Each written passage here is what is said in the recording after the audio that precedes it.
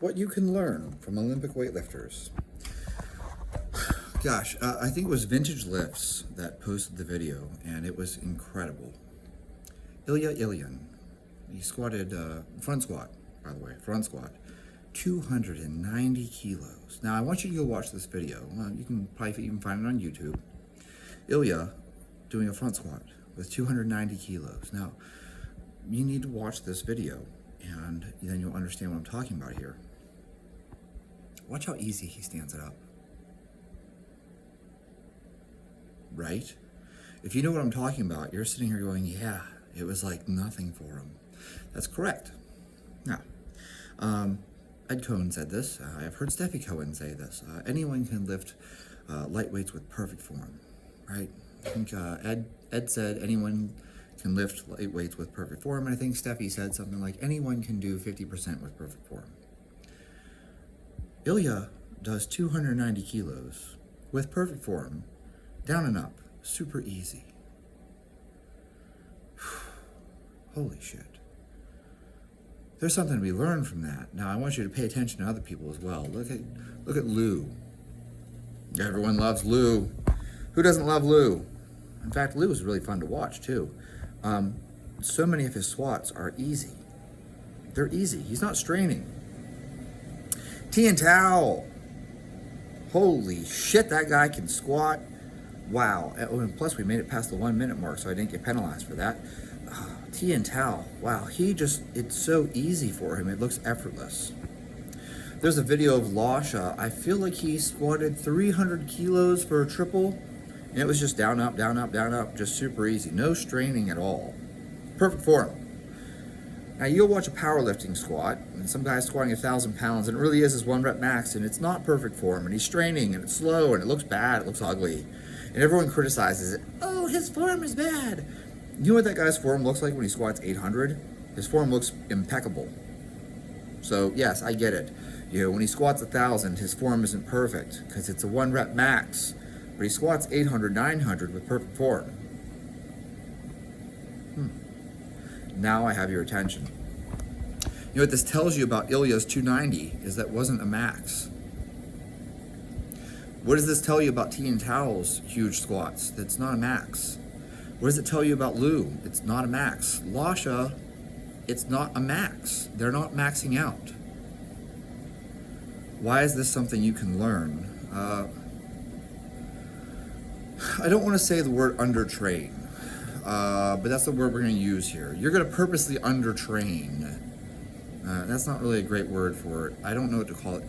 Basically, we're going to move sub-maximal weights, but we're going to do it frequently. And so when you see these guys, they're moving some absurd amount of weight. You're like, holy shit, he squatted 290. Front squat, 290. Wow. But for him, that's a routine squat. Like, there's nothing more to it. Like, that's just a routine squat for him. It's just an easy squat. He is squatting sub-maximal weights, sub-maximal for him, and he does it frequently. Tian Tao. Toshiki Yamamoto. Another good example. Beautiful squat. Beautiful squat. Oh, don't you wish you had his limbs? I mean, his levers, they're just perfect. The man is built to squat. They are not maxing out. They're not straining. It's just down, up, nice and smooth. It doesn't really actually transfer as much as you would think to be great at maximal squatting. I got it into my head that I'm going to spend 6 months just maxing out my squat. I'm going to put everything I have into my squat. So I took 6 months off of snatches and cleans and just pushed my squat, pushed my squat, pushed my squat.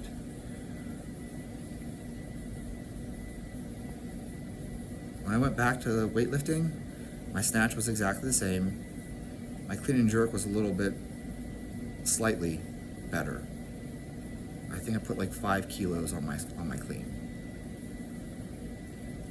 Shit. All that work, I pushed my squat way up. I turned my 1 rep max into something I could do for a set of 10. So you would think that that would be magnificent. I took a weight that was previously my 1 rep max, and now I could do it for a set of 10. That's way stronger, yeah. But it didn't make my snatch better, and it barely improved my clean. But you know what did make a difference for me? When I started programming off of percentages of my clean, and I purposely didn't squat more than my clean. So like 100% of my clean would be the max squat I would go to, but I would try to make it really fast. So like I would do singles, which is not significant. Singles with the max clean, but I made them really fast and bouncy. And I did it frequently. That transferred. That is what made my clean go up. And in fact, as a side effect of this, my squat went up.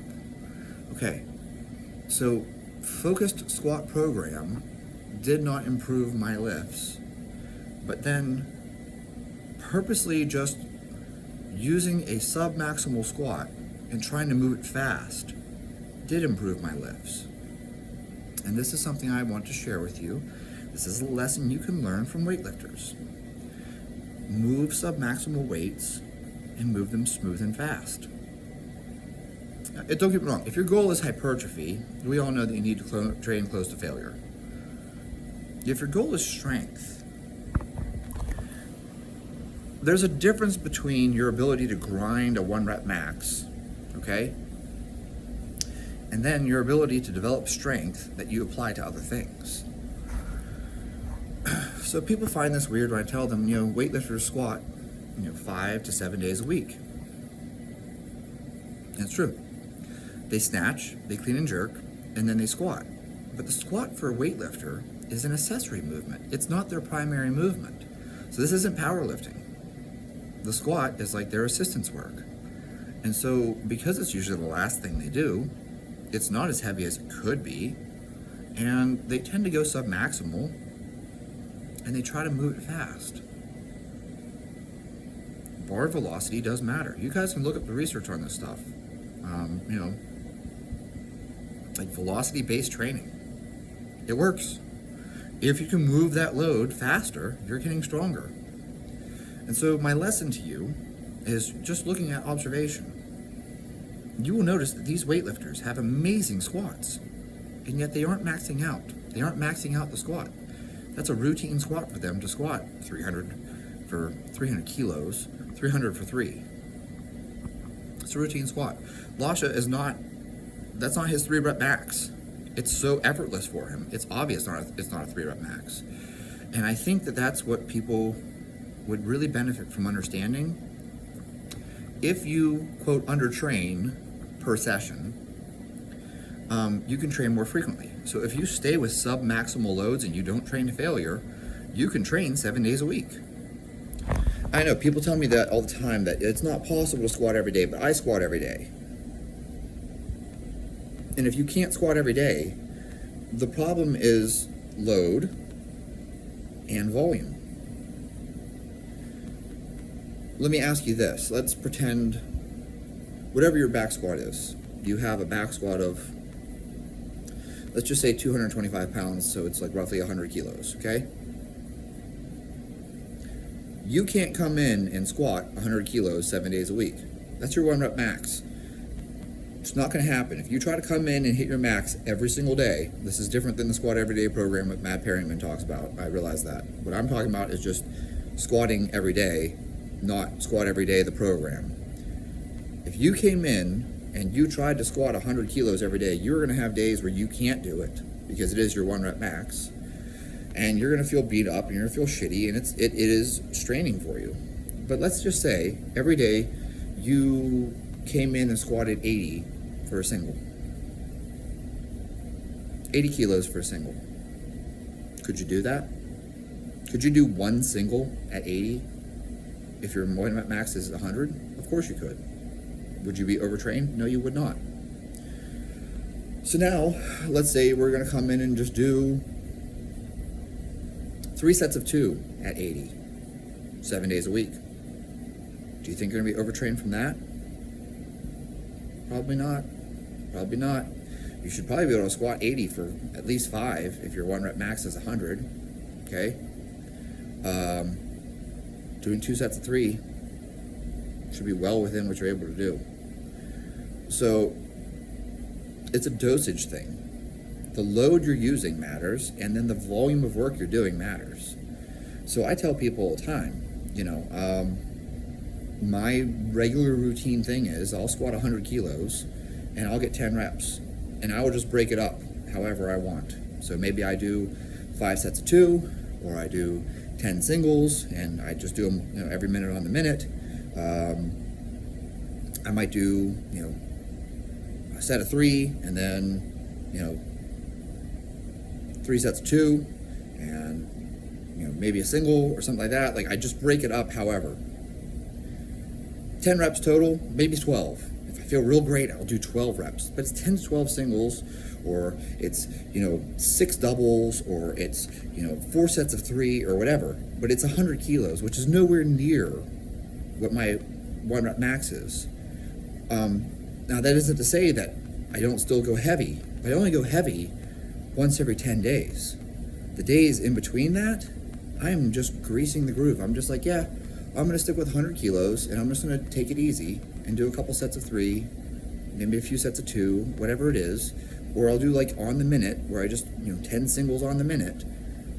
It's so light that I'm not sore the next day. I'm not frying my legs. It's super easy. I am training sub-maximally, and I'm under-training, if you think about it, in a single session, but then that allows me to train more frequently.